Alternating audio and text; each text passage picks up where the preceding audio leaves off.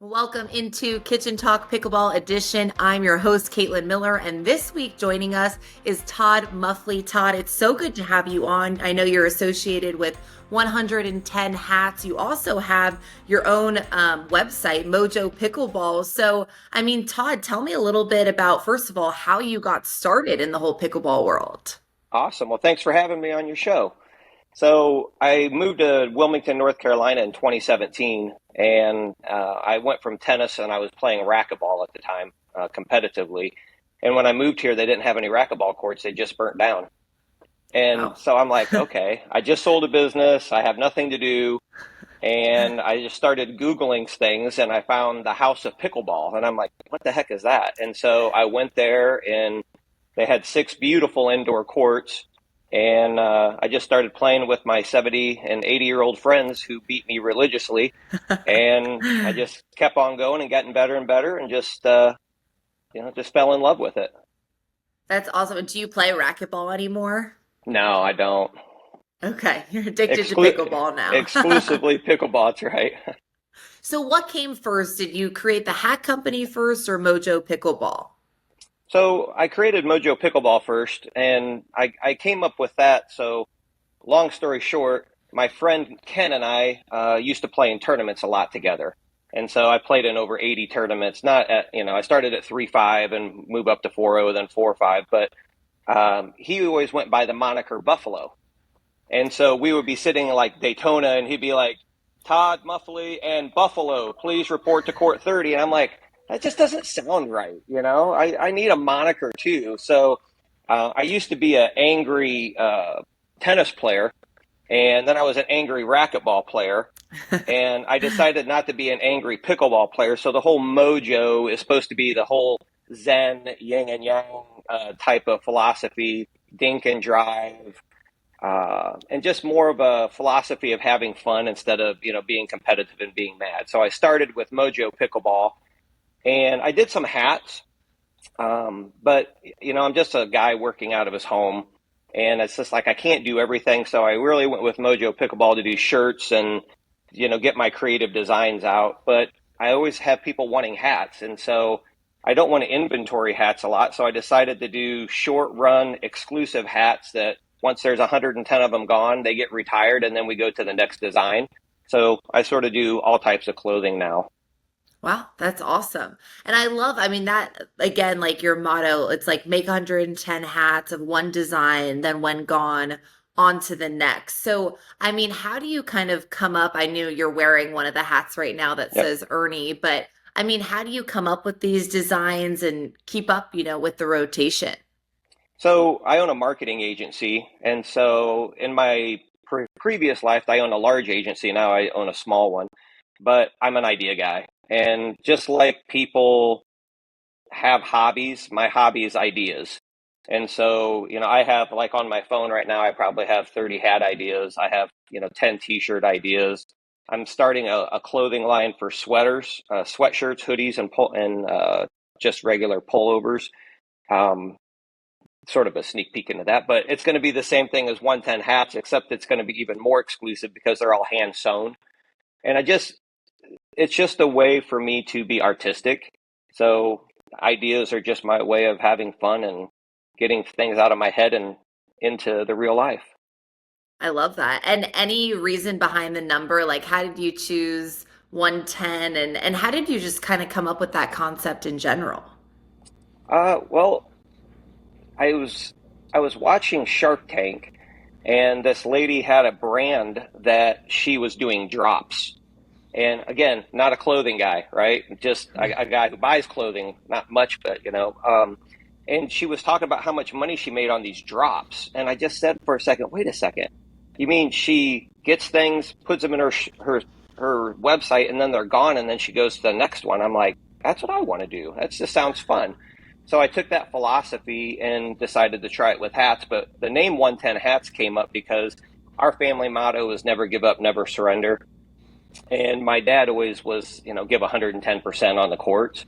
When I was in tennis in college playing, when I was in tennis in college, when I was in high school and college playing tennis.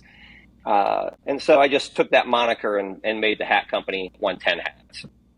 That's awesome. And did you start, I mean, selling locally? And obviously now you can buy the hats online too, but how did that process all kind of develop?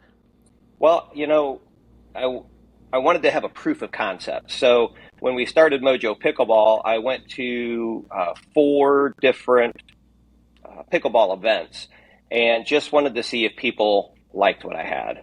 Yeah. And the first event was in Myrtle Beach at a USAPA Mid Atlantic event, and we sold almost $10,000 worth of t shirts and clothing in 4 days. And my wife looked at me and she's like, that was pretty impressive. I'm like, I had no clue what to expect. And so we did that three more times with same results at different larger tournaments. But I went to Pictona in, what's it, 23, in December of 23 for a tournament. And I was really feeling down on myself. Um, I don't know if you are familiar with the clothing business, but it's not an easy business because you have small, medium, large, extra large, two extra large, and then you have 18 colors. And you're like, you think you're inventorying so much stuff and it just sits there, right? So I was getting discouraged, and I was walking past the Pickleball Rocks tent, and I saw him over there, and he had all his stuff displayed, and I had a little hoodie on that had my attic logo on it, and I said, God, I don't want to do this anymore. I need a sign or something. Swear to God, this lady walks by me and she goes, I love that sweatshirt. Where can I buy it at? Wow. And I'm like, okay, I I have to keep going. Yeah, I'm sure. And I don't know much about the clothing business. I assume it's so competitive. And like you said, you're at a venue and you're just looking at all the other tents and all your competition. In terms of pickleball, how competitive would you say kind of the clothing or the hat, branding is right now? It's very competitive, and mostly because if you ever go to see pickleball, men don't really dress up. Like Yeah. it's not they 95% of all men who play pickleball look like they're going to the gym. Yes. Women, I think it's becoming a little bit more in style. I would probably say 15 to 20% of women actually think about their clothing and what their outfit looks like. So a lot of the things that I have done at Mojo Pickleball is, you can wear it on and off the court. So I want sort of lifestyle wear, not just athletic wear. With the hats, I think it's going to be more ubiquitous because men wear hats everywhere for any reason, and they all wear them on the pickleball court. So why not have cool ones? Right. And so right now people can either go to Mojo Pickleball or 110hats.com, right? And buy, I guess, do the hats sell on both sites or do they have to go to 110 hats to get the hats? Yeah, 110 hats just to get the hats, and then T-shirts and other things are sold at Mojo.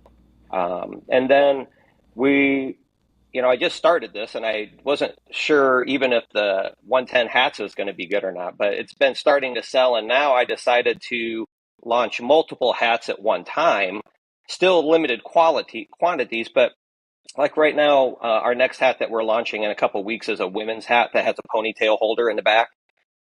Because I don't know if women want to wear. I just sort of made the hat that I wanted to wear, but I got to make a hat that my wife would want to wear. So in a couple of weeks we're going to have a drop on that one. Awesome. And I know yours says Ernie. Are any of the other designs, I'm sure they have different sayings on the hats and things like that. Yeah, all pickleball related. The I don't know if you want to talk about my trials with Adidas or not, but having the word addict in the three paddle design that I have, and then I have a stacked paddle design that emulates a little bit, kinda, the Adidas logo. And I tried to trademark them, and I got squashed like a bug. I know, I'm sure that's hard, but you must be also very creative to come up with these designs on your own. Yeah, and the fun thing is I make all the shirts myself. So I buy the majority of the shirts I buy are American made shirts, and then I actually make every single shirt myself. And I package and ship out everything myself. The hats I design, and then I have a local screen print company that does the embroidery here. But I package every hat myself and design every one myself. That's amazing. Wow, good for you. And going back kind of to the significance behind your name, Mojo, I know you said you were kind of an angry tennis player, angry racquetball player. How did you all of a sudden just switch your personality like on the pickleball court? I find that interesting. I was frustrated, and I'm a very reflective person. So I just took a step back and decided that's not who I want to be. And if that's not who I want to be, then how do I be the person that I want to be? And so I came up with a philosophy, and not to, I mean, this is just shows you when a guy can make a website and be creative, he can make anything, right? So I just recently launched the Church of Pickleball, and it's really going to be it's a free group training that I do for the community to give back. But actually, I also have I call them a creed. It could be, commandments, if you will, but my wife thinks that's a little sacrilegious. So we're going to go with the creed. And the creed actually is just my evolution of how I think about pickleball. And it really tries to de-aggro pickleball because in pickleball, it's easy to be aggressive and it's hard to be in control. And if we can teach people in the beginning to be to be in control, not only is it more fun pickleball, but it's more fun for the person. And so my whole tenet of Mojo Pickleball, smile, have fun, be a good ambassador for the sport. But the one philosophy that I developed that I think is the best one is my students don't try to win pickleball. We try to make our opponent lose.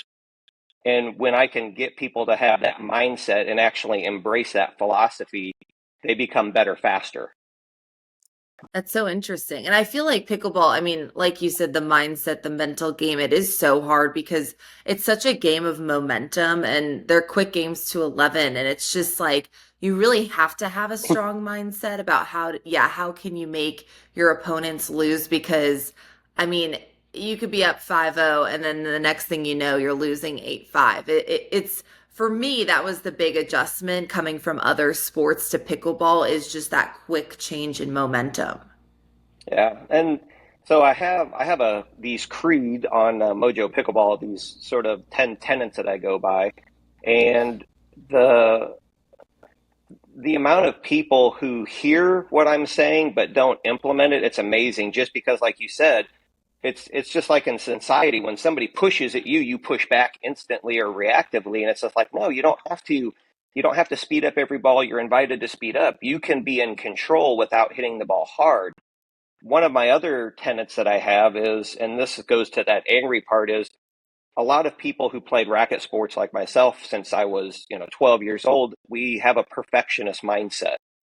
And I had to change that mindset because nobody's perfect.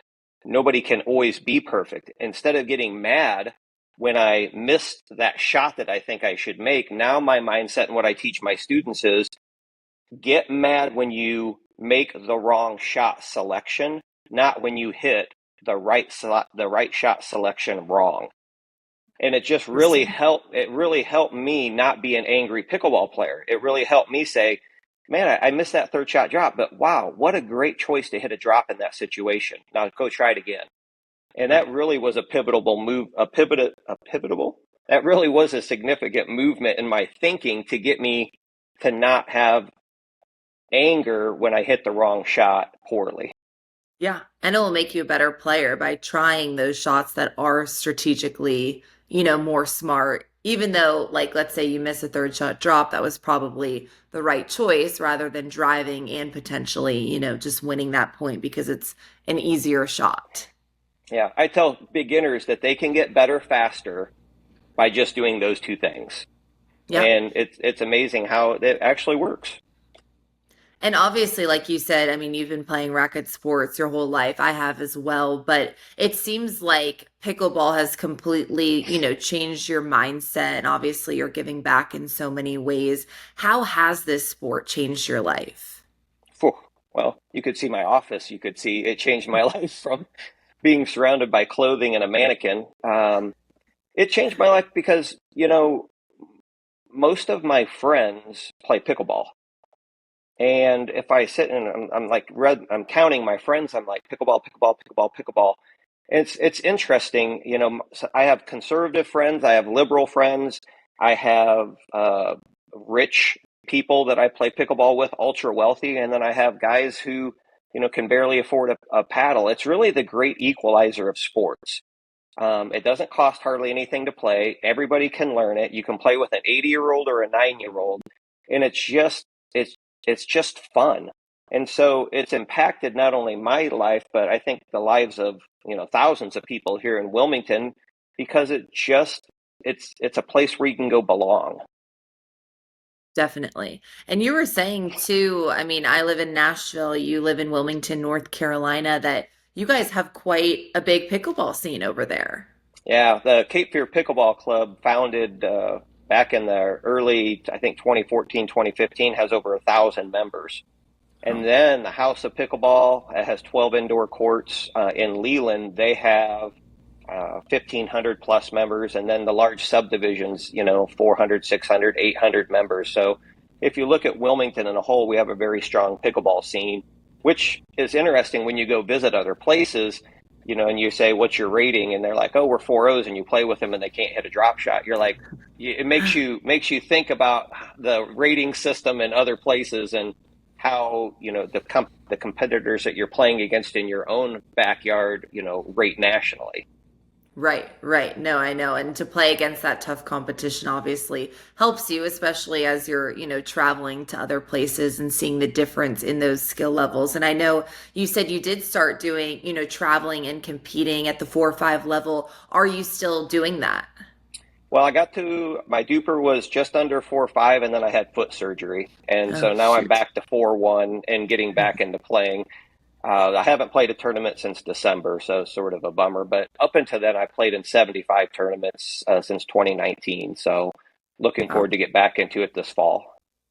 I know that's what I played in the US Open last April, and then I hurt my knee there and was out for I think just 6 to 8 weeks. But it's depressing when you're used to, like you said, all your friends are pickleball, you're out there 5 days a week, and then you are stuck, not being able to see these people or play. Was that hard for Yeah, you to go through that after foot surgery? it's horrible. Um, it's being in a boot and being depressed that your whole life, you're making t-shirts, you're making hats, you're coaching, and all of a sudden, now you're just looking at from the outside in.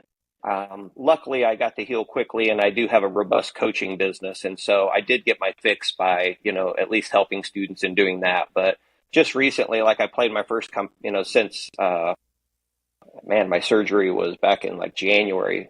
I really played my first competitive game on Sunday without pain. Wow. Wow. I'm sure yours that was so exciting for It you. was it was great. And tell me, I know you just mentioned your coaching business. How did you, get started with that and what are you doing with that?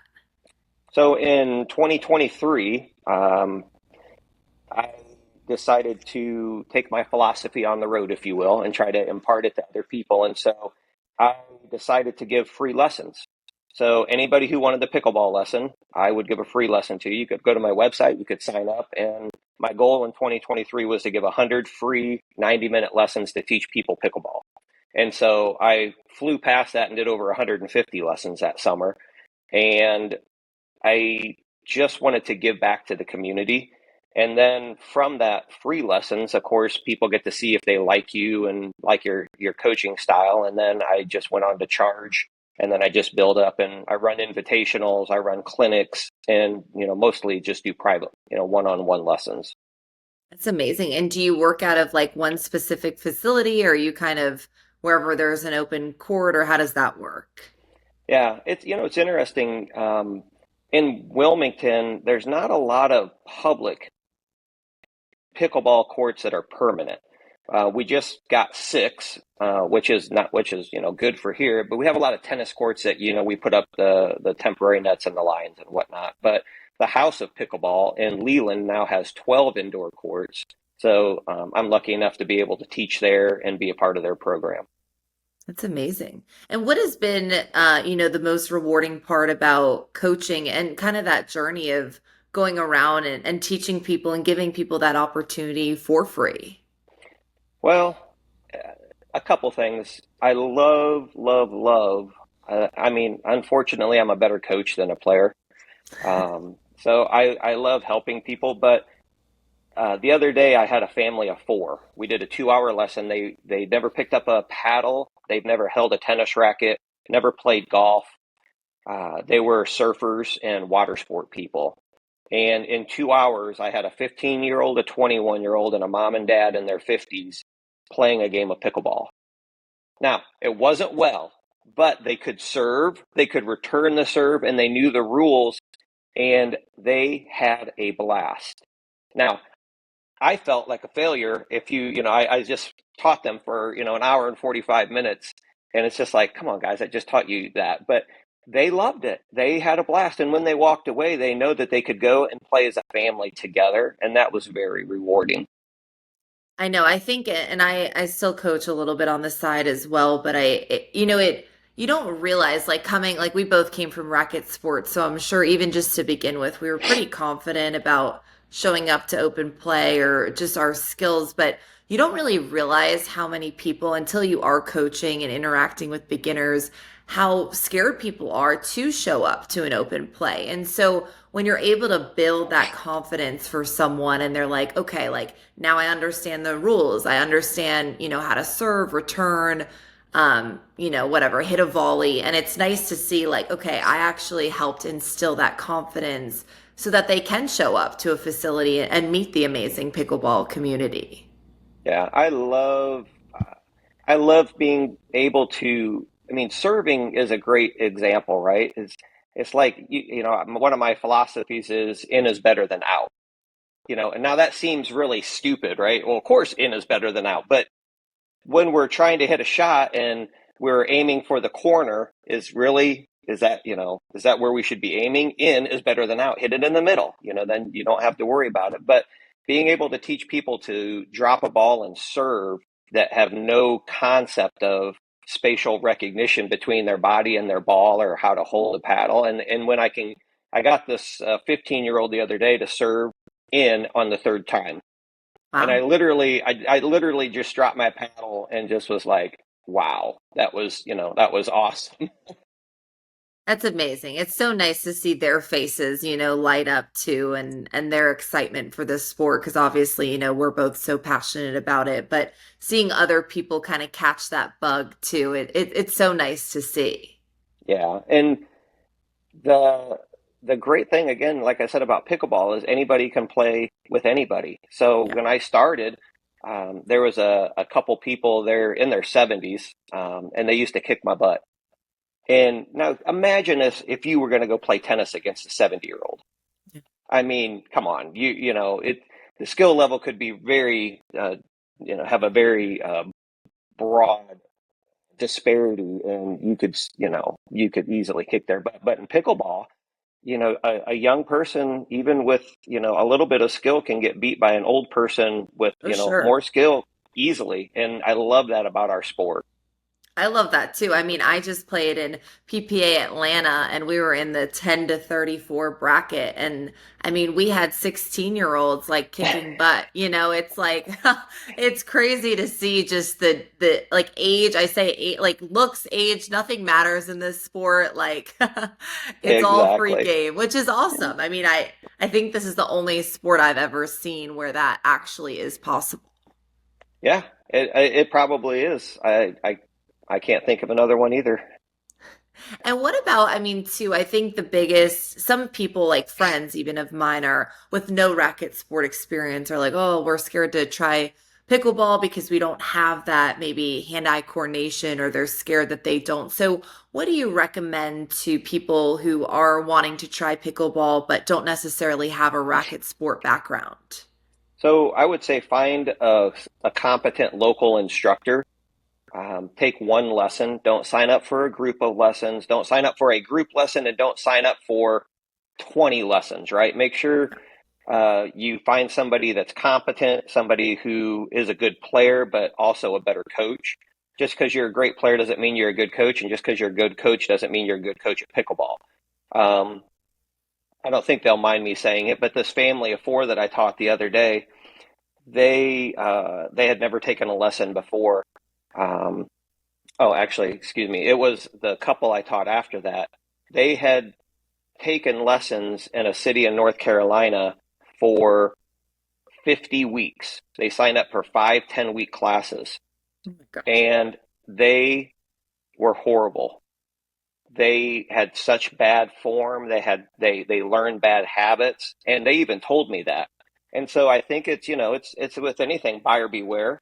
But you really need to do background on who you're taking lessons and who are you paying to teach you, because you don't want to learn bad habits early.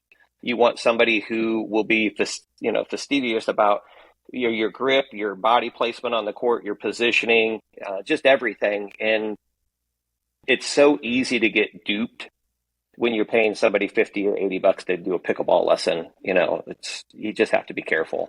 But I would Yeah. suggest that they go get training. One thing I love about the Cape Fear Pickleball Club is every Saturday they give back to the community and they do free trainings. And so I wish there was more pickleball groups across America that had that same philosophy of giving back. I'm a trainer for the Cape Fear Pickleball Club, so a couple of Saturdays I'll go and I'll give my time back to there and just you. I mean, we had like 45 people there 2 weeks ago, just from the Wow. community. They show up, no paddle, 8 o'clock in the morning, and they get to learn pickleball. And where else does that happen? Who else gives back to the community like that to learn a sport? It's so weird, right? I know it's crazy. And speaking of like those bad habits, I mean, the first like 6 months I played, like coming from a tennis background, I was driving, not dinking, and I got away with it for a little bit. But then I seriously had to completely relearn the sport, like how to dink, how to drop. And then when I was coached on how to coach, our instructor was like, no, you like start with the dinking and the drops and you learn how to work your way. And I was like, wow, if only I had learned, the proper way and learning almost the slow game first, it would have, sped up how much better I got like initially. So I agree. It is really important to learn the right strategy and learn the right way because it will really speed up that time that, can take to become a really good player. Yeah, and human nature dictates that we can always do things hard, right? We can swing hard. It's a wiffle ball with a paddle, right? So you can be aggressive with it. It's against our human nature to be soft with it. And so if we can learn that first, naturally we'll be more aggressive, but it's hard to teach the soft game to aggressive people because they don't think it's fun. And that's where my philosophy comes in, is like it is fun to watch your opponent lose if you know how to do it. It's fun to hit a dink and watch them pop the next one up because that's what you wanted them to do. And once they see me do it to them, they're like, I don't understand how you beat me without hitting the ball hard. And it starts to resonate in their brains, and that's when it gets fun. Yeah, no, for sure. Well, Todd, it's crazy to believe we're almost out of time, but before we go, I want to give you the chance. If people want to buy your merchandise, how do they go and do that? Well, I would love you to visit mojopickleball.com. That's where you can see our line of men and women apparel. And then if you're interested in a hat or our future hats, you can go to 110hats.com. The Ernie's on sale right now. And I don't do this to make, let me rephrase that. I do it to make money. I don't do this to make a living. So a lot of my shirts are priced, price comparable to, Target or Walmart. It's not high end, $50 t-shirts. So it's nice quality clothing, nice, great hats at a fair price. I love that. Well, Todd Muffley, better known as Mojo, thank you so much for coming on and telling your story. And stay tuned to see who will join us in the kitchen next time.